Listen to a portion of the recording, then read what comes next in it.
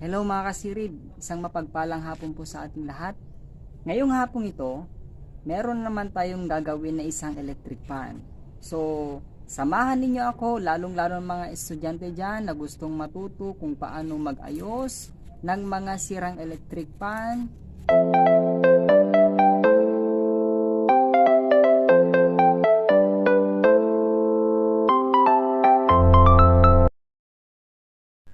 Okay, isaksak natin para malaman natin ang sira nitong ating gagawin. So, nagba-vibrate lamang siya, umuugong. Number 3, ayaw talaga. So, i-troubleshoot natin to. Okay, buksan natin siya.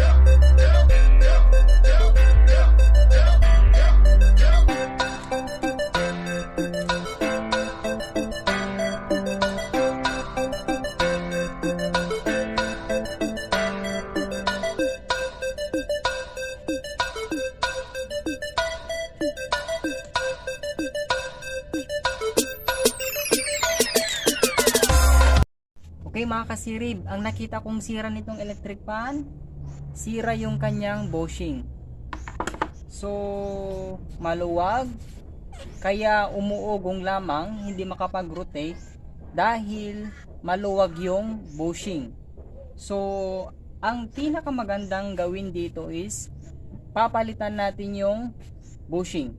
Pakatandaan ninyo na kung ang electric fan ay umuugong lamang, merong dalawang posibleng sira. Una, yung starting capacitor, at pangalawa, yung kanyang bushing. Maluwag na o di kaya naman ay kinalawang lamang. Okay, so ready na natin siyang palitan. So, napakadali lamang nito. Ito yung pinakamadaling klase ng lock para sa bushing na madaling tanggalin. So, gagamitan lamang natin to ng flat screwdriver para matanggal siya. Dapat maging maingat tayo dito kasi baka madulas o mabali yung yung lock. Wala na tayong gagamitin. Dahan-dahan lamang. Yan. Okay, so tanggal na siya. Ngayon gagamit tayo ng long nose para matanggal na buo. Okay. Puslas. Yan. Pwede na natin siyang tanggalin. So, papalitan natin siya ng bago. Ito yung sira. Maluwag masyado. Papalitan natin to ng bago. So, linisin na rin natin to para hindi mahirap ilagay mamaya.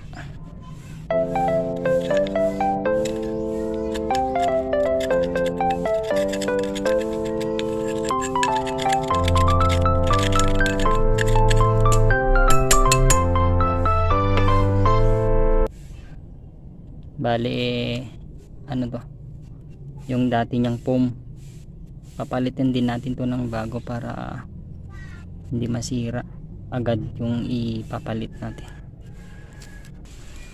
Ito yung bago ngayon. Ganyan lang. Tapos ito. Yan. Para may humawak. Tapos ilagay lang natin to. Babalik lang natin to. Yan. So okay na.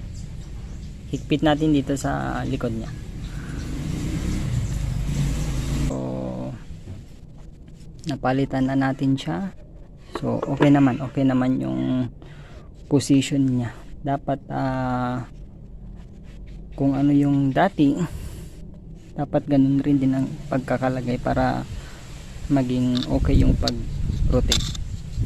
So yan, okay na siya.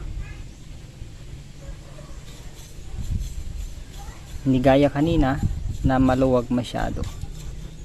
Yan, okay na. Okay, so check natin yung isa kung okay pa, itong nasa likod. Yun,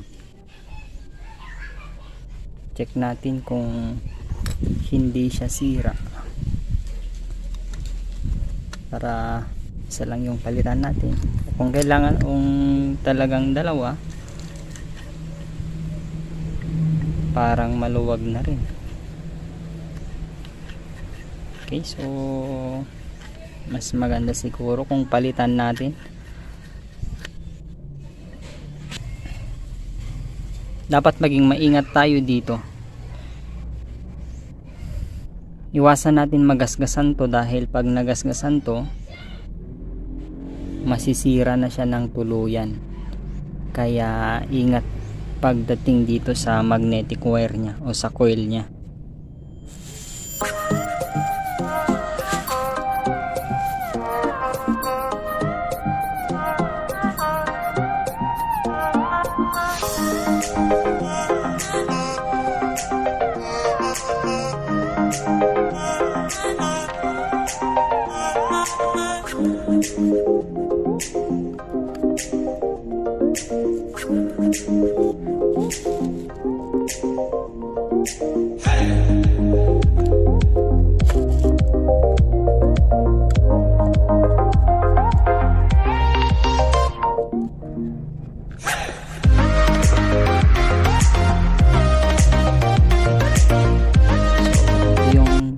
Back bushing niya, try natin kung okay siya o hindi. Maluwag na, kailangan na tanong bago. Maluwag. Okay, palitan natin ulit yung yung back bushing. So same procedure, tanggalin natin to. Dito sa likod tayo mag-umpisa.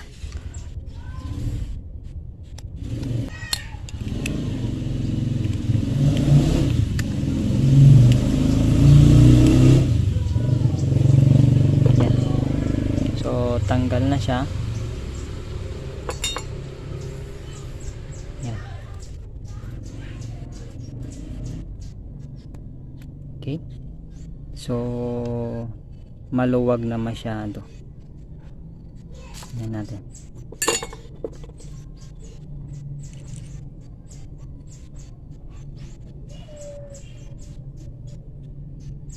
Maluwag siya.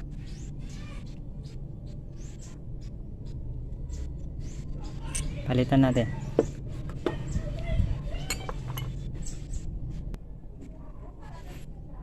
Okay. So ito yung ipapalit natin. Nalagyan ko na siya ng oil. Ito, gamit ito. Maganda to para pang lubricate sa bushing. Yan, okay na. Yan, so lock lang natin siya.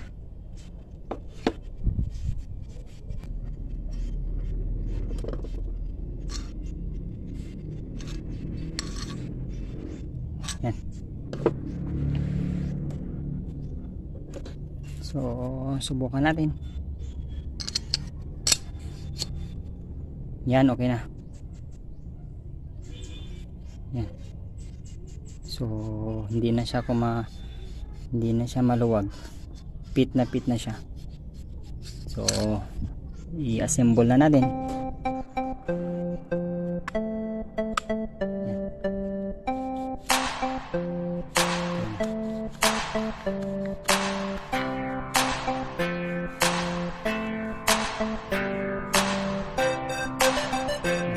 Tapos na.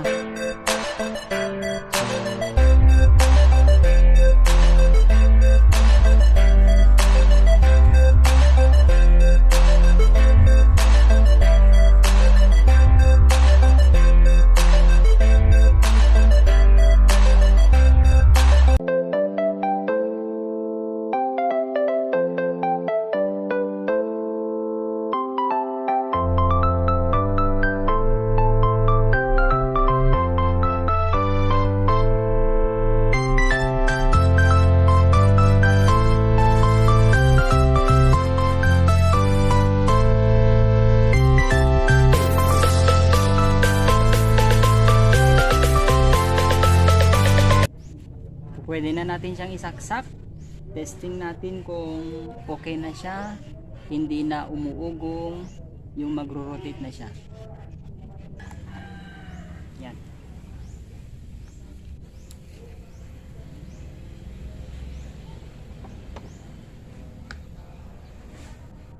Okay, so nagana na siya.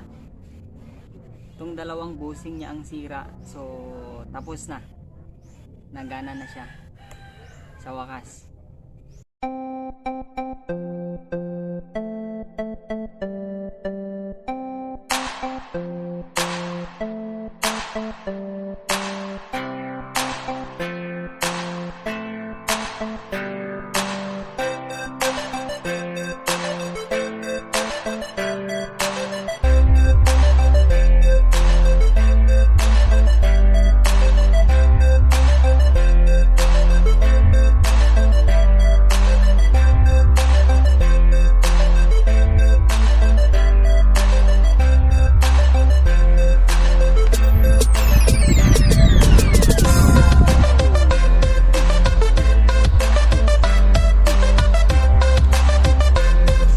So mga kasirib, sana nakatulong itong aking vlog ngayong araw na ito.